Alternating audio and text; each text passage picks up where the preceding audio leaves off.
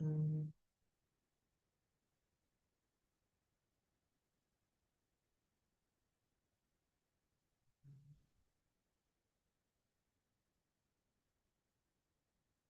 Bueno, perfecto. ¿Me puedes confirmar que se ve la presentación? ¿Todo perfecto?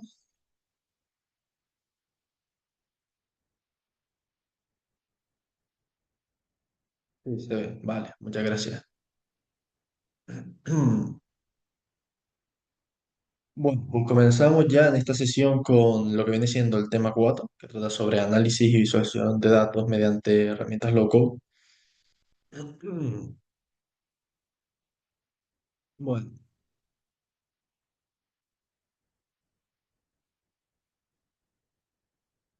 en esta sesión abordaremos un punto crítico pues, del trabajo del analista de datos. El momento pues, en el que los datos dejan de ser números y se convierten en decisiones. En la práctica empresarial, la visualización de datos es el puente, pues digamos, entre análisis técnico y la acción estratégica.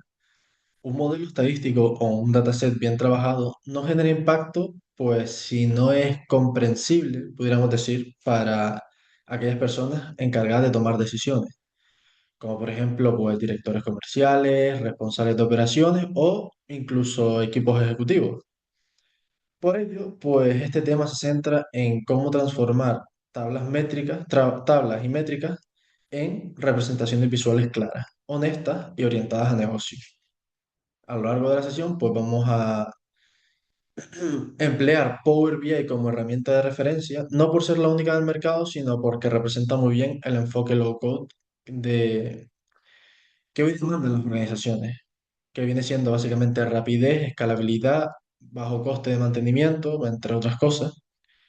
Sin embargo, pues los principios que veremos son completamente transferibles a Tableau o Excel avanzado, incluso otras herramientas, digamos.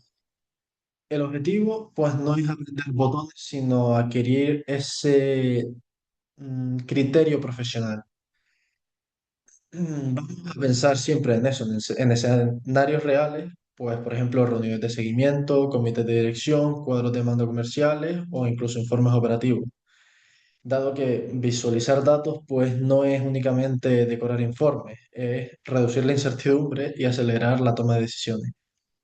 Con esta mentalidad, pues el analista de datos se posiciona como un perfil clave dentro de la empresa, capaz pues de traducir complejidad analítica en claridad ejecutiva.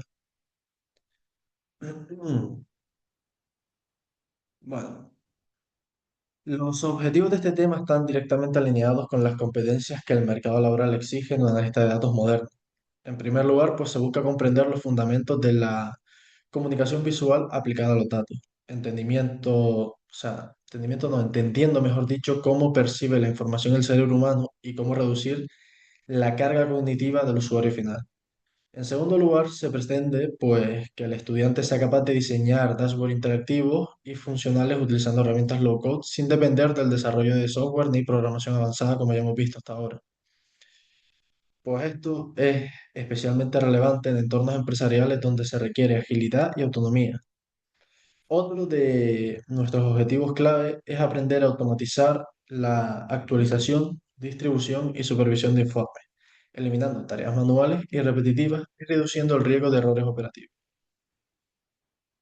Por lo tanto, el tema pues persigue desarrollar el criterio personal para seleccionar gráficos adecuados, aplicar principios de honestidad visual y garantizar coherencia, pudiéramos decir. Además, por supuesto, de accesibilidad y seguridad en la publicación de información. Claro, esto como analistas pues, nos permite aportar valor desde el primer día de una organización, participando activamente en procesos de reporting, control de gestión y análisis estratégico. Mm, bueno. La visualización de datos debe entenderse, ante todo, pues como un proceso de comunicación, pudiéramos decir. Su objetivo no es mostrar todos los datos disponibles, sino transmitir un mensaje concreto, pues de la forma más rápida y precisa posible. En entornos empresariales, el tiempo de atención es limitado, como ya todos sabemos, y la capacidad de interpretación pues varía mucho entre perfiles técnicos y no técnicos. Por lo tanto, una visualización efectiva pues nos permite detectar patrones, tendencias, anomalías o relaciones que pasarían desapercibidas por una tabla de datos, por ejemplo. Un proyecto puede ser pues una caída progresiva de ventas, dado que puede no ser evidente en un listado mensual, pero resulta inmediata en un gráfico de línea. Claro, este poder comunicativo se basa en principios de percepción visual y teoría de la información, que indica que el cerebro humano procesa antes las formas, los colores y las posiciones que el texto o los números. Por ello, un buen gráfico debe responder a una pregunta concreta y estar diseñado pensando en su audiencia, dado que no es lo mismo un dashboard para un analista financiero que para un director general. Entender esta diferencia, pues, digamos que es clave para aportar valor real, dado que la visualización bien aplicada, pues actúa como un atajo cognitivo, podríamos decir, que reduce el esfuerzo mental necesario para comprender una situación y facilita, pues, decisiones más rápidas y fundamentadas. Vale, ¿cómo podemos resumir esto de forma más sencilla? Que siempre es mucho más sencillo tener un gráfico claro, fácil de ver, fácil de entender que una hoja de Excel llena de números. Siempre es mucho más rápido, más cómodo y más fácil interpretar la información pues, en ese tipo de gráficos. Cabe destacar que la simplicidad en la visualización no significa pobreza visual, sino, podríamos decir, economía de recursos cognitivos. Claro, el cerebro humano procesa con mayor rapidez pues, patrones simples y contrastes claros. La llamada regla de los 3 segundos pues establece que el mensaje principal de un gráfico debería entenderse casi de inmediato. Si no es así, pues probablemente el diseño sea demasiado complejo. Reducir el número de colores, eliminar pues leyendas redundantes y ajustar títulos descriptivos pues son prácticas habituales para lograr. Claro, la coherencia visual por su parte pues implica mantener un estilo consistente en colores, tipografías y disposiciones dentro de un mismo informe. Claro, esto facilita pues el aprendizaje visual del usuario y evita interpretaciones que pudieran ser erróneas. También es importante ser consciente de los sesgos cognitivos que puede introducir una visualización, como el de color o el de proporción. Usar escalas uniformes, colores neutros cuando no hay pues, valoración implícita y proporcionar contexto comparativo pues nos ayuda a mitigar estos sesgos. Claro, hay que tener en cuenta que un diseño responsable no únicamente informa, sino que protege también al usuario de conclusiones equivocadas.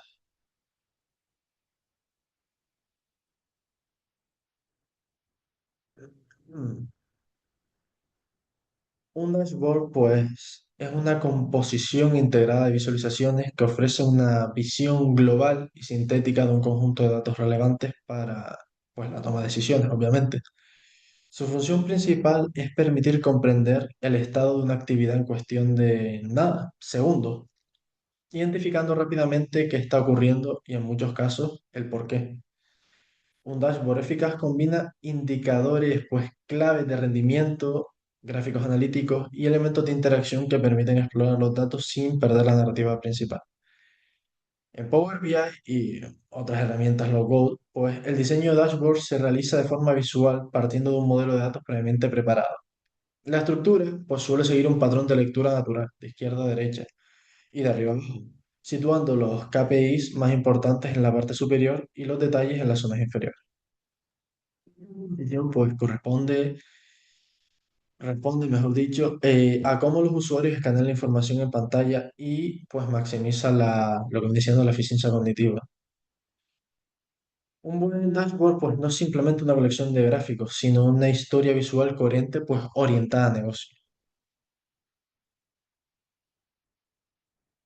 La efectividad, pues, una de las ventajas de los dashboards modernos, pero debemos aplicarlo con criterio. Herramientas como Power BI pues ofrecen segmentadores, lo que viene siendo filtros y demás, pues que permiten al usuario profundizar los datos de manera intuitiva. El reto pues consiste en equilibrar la capacidad de exploración con el control del mensaje. Claro, un exceso de filtros o interacciones puede dispersar la atención y hacer que el usuario pues pierda esa visión global que buscamos. En contextos ejecutivos suele priorizarse una interactividad pues más bien limitada o guiada, mientras que el análisis exploratorio pues solemos permitir mayor libertad. Las interacciones cruzadas entre gráficos que actualizan automáticamente otros visuales al seleccionar una categoría son pues especialmente útiles para analizar relaciones sin necesidad de crear pues una gran variedad de informes. Claro. Si nosotros diseñamos esta interactividad desde el inicio, pues garantizamos que el dashboard siga siendo comprensible incluso cuando el usuario pues profundiza en lo que viene siendo los datos.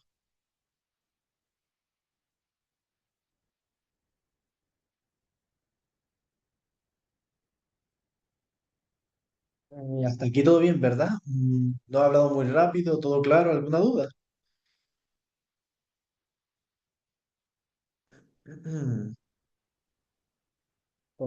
Vale, perfecto.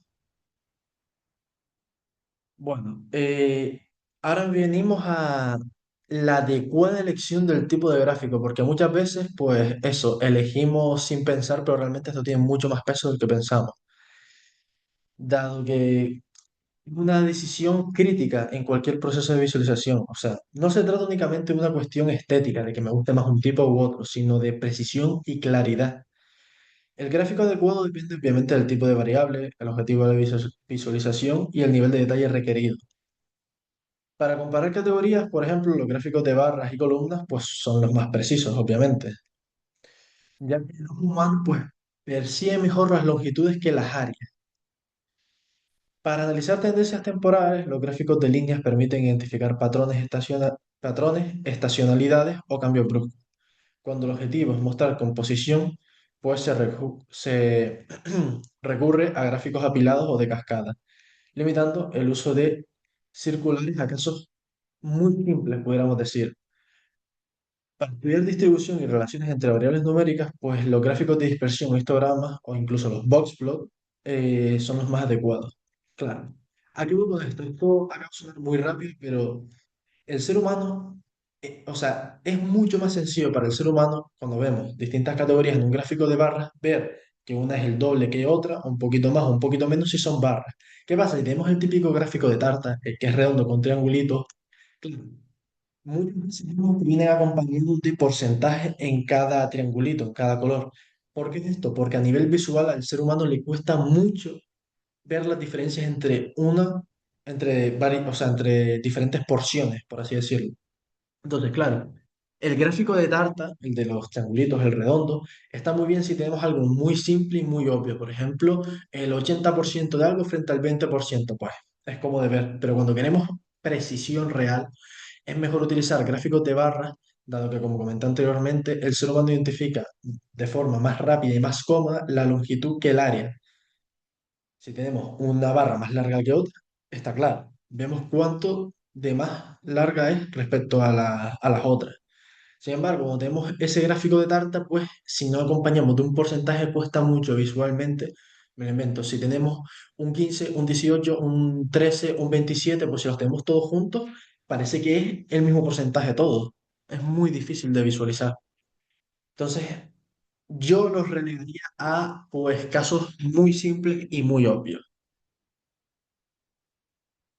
Mm, Bueno, entre los errores más frecuentes en visualización, pues destacan, pues como acabo de comentar, el uso excesivo de gráficos circulares, lo que conocemos como gráfico de tarta, tiene muchos nombres, pero todos entendemos cuál es, el gráfico redondo. Y también un error es el uso excesivo de efectos tridimensionales y la sobrecarga visual. Los gráficos 3D pues distorsionan las proporciones y dificultan la comparación, mientras que los ejes dobles pueden pues, generar confusión si no se usan con extrema precaución.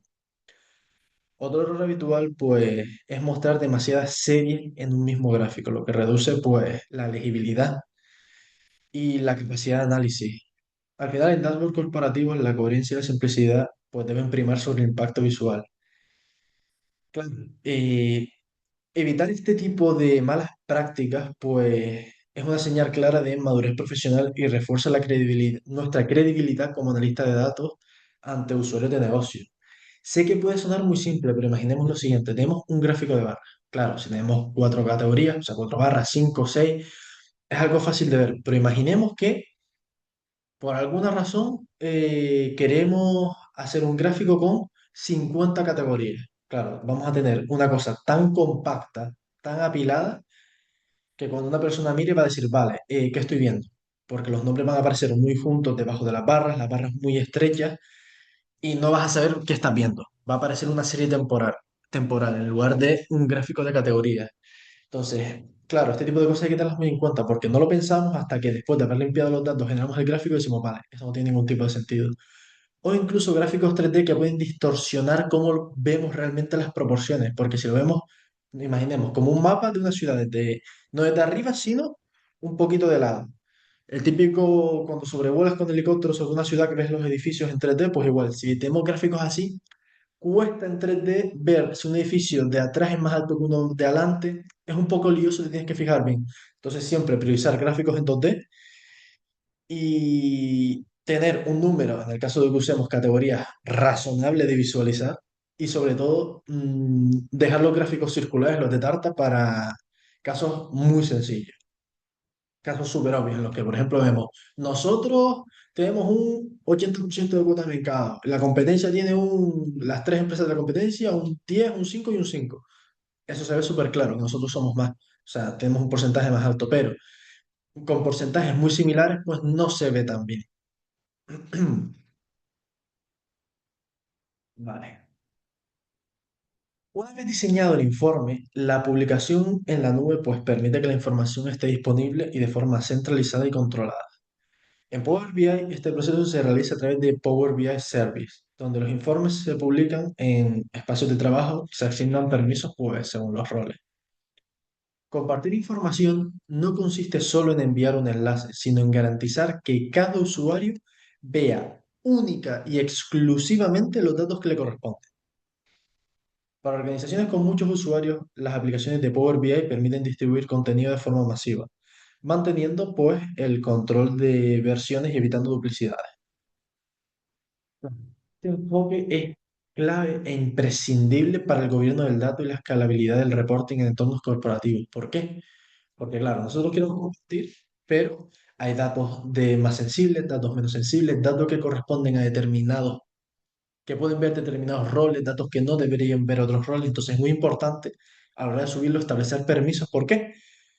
Porque no todo el mundo tiene que ver el conjunto completo de datos. No todo el mundo tiene que ver, imaginemos que trabajamos en Google, no todos los empleados de Google pueden ver todos los datos de todos los usuarios que están registrados en Google. Obviamente, solo para cada proyecto y cada caso concreto se asigna permisos de visualización a los datos que se necesitan exclusivamente para ello. O sea, un becario de Google no puede ver las fotos que tienen en Google Drive todos los usuarios del planeta, obviamente.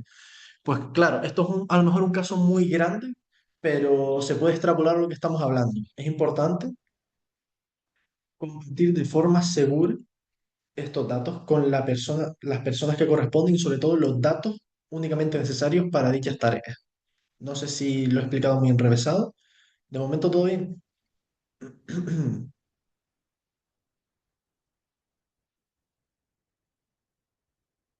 Todo bien, vale, perfecto.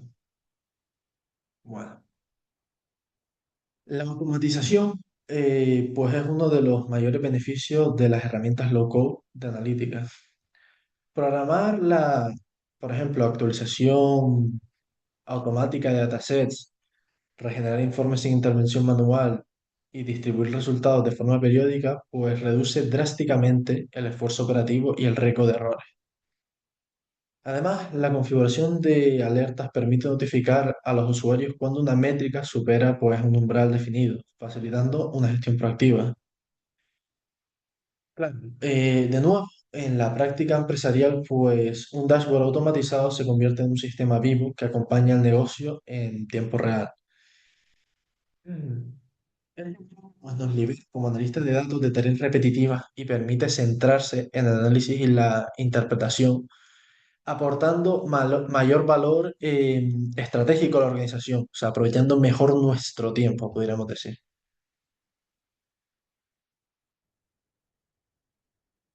Vale. Esta clase ha sido un poco más corta de lo habitual, dado que el tema 4 es muy escueto, pudiéramos decir, es rápido de entender y rápido de analizar.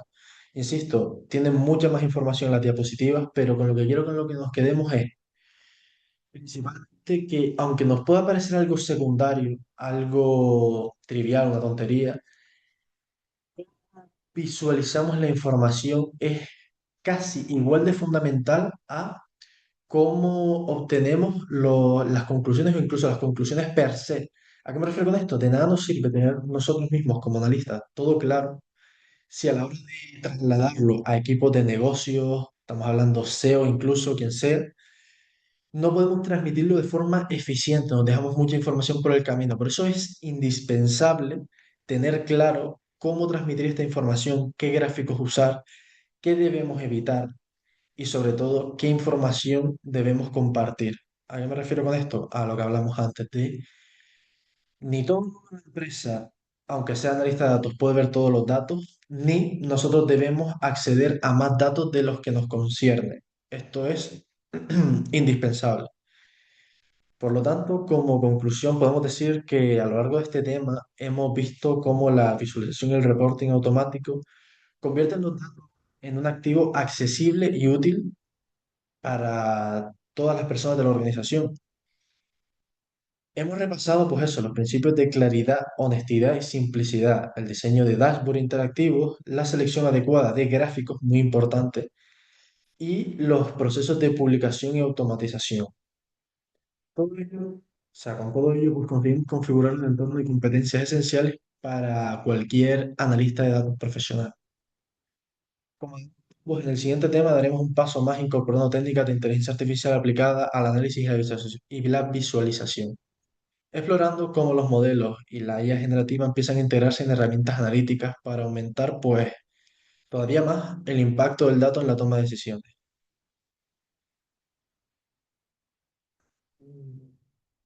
Hasta aquí viene siendo todo lo que es el tema, este tema 4 más escueto de lo que solemos tener, pero ideal para sentar conocimientos no solo de este tema, sino de todo lo que hemos visto anteriormente. Insisto, ¿hasta aquí alguna duda? Cualquier duda es válida, cualquier cosa que se les pase por la cabeza, lo que sea. Me dicen por el chat, buenos días, ¿es válido utilizar los diagramas de Venn en contraposición a los diagramas de torta, en virtud de que permiten ver la interacción de unos conjuntos de datos con otros conjuntos? Diagramas de Venn, no caigo ahora mismo qué tipo de diagramas son esos. Vamos a buscarlos a ver.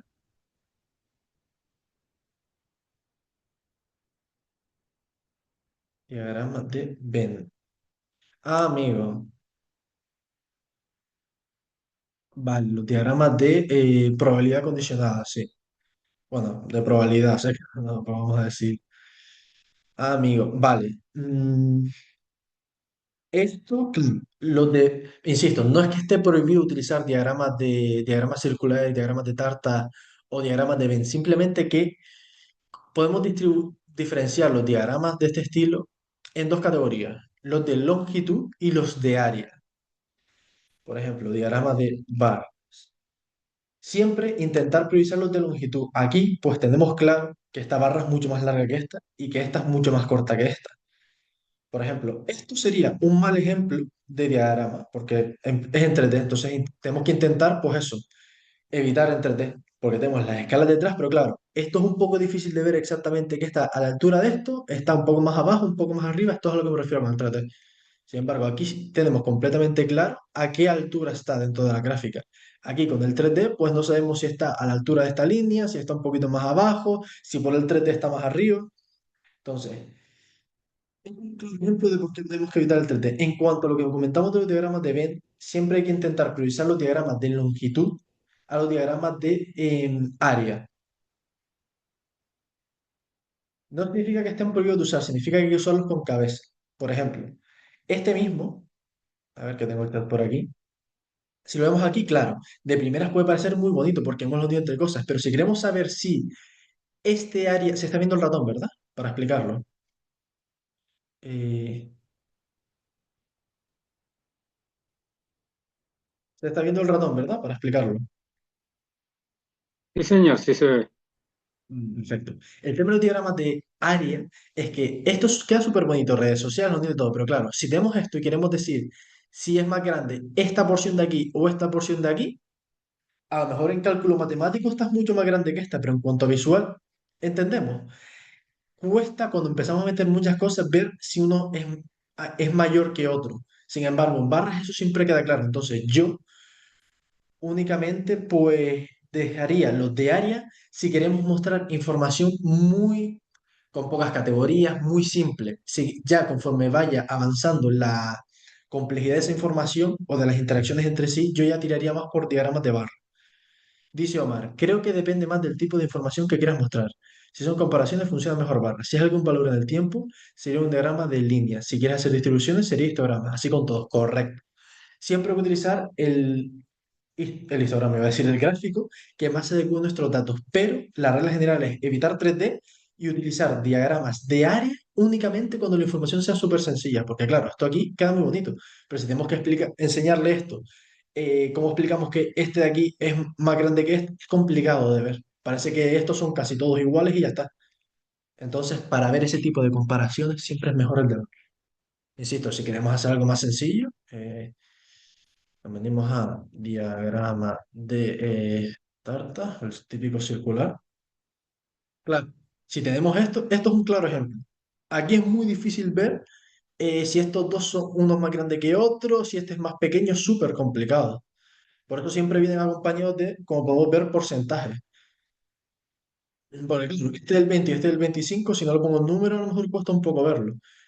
Claro, aquí, como ya son solo tres tipos, es algo más sencillo de ver, pero si nos fijamos, mira, esto por ejemplo es un claro ejemplo de lo que no hay que hacer. O sea, un diagrama de cintas con todo esto no se entiende absolutamente nada, ni se ve las diferencias entre este y este. Que esto también puede aplicar a histogramas, pero claro, las tartas suelen ser, por ejemplo, estos dos colores, ¿cuál es más grande que cuál? Si no pongo en números complicados, sin embargo, si me voy a un diagrama de barras, claro, a mí me ponen, por ejemplo, este y aquí nos queda muy claro que este azul es un poco más grande que este rojo. No hay ninguna duda. Sin embargo, en el gráfico de tarta es complicado. No sé si queda claro un poco lo que estoy diciendo, insisto, no está prohibido usar gráficos de área, simplemente usarlos con cabeza. Y el 3D evitarlo, porque lo que hemos dicho, o sea, en 3D yo veo esta barra de aquí y digo, vale, esto que está a la altura de la línea está más abajo, está más arriba, pero como está en 3D el ángulo hace que parezca que esté más abajo, claro, es complicado. Entonces, 3D nunca, diagrama de área solo cuando la situación lo permita. Aquí no, el 3D, o sea, tenemos esto aquí y esta barra que altura está, no lo sé. Vale, aquí todo claro, ¿alguna duda al respecto?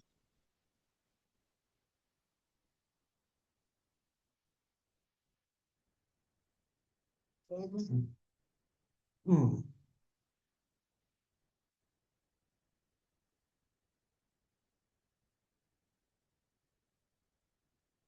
oh, claro. Vale, pues hasta aquí por hoy, en principio. Muchas gracias a todos por asistir. Espero que haya sido una clase fructífera y nos vemos en la siguiente.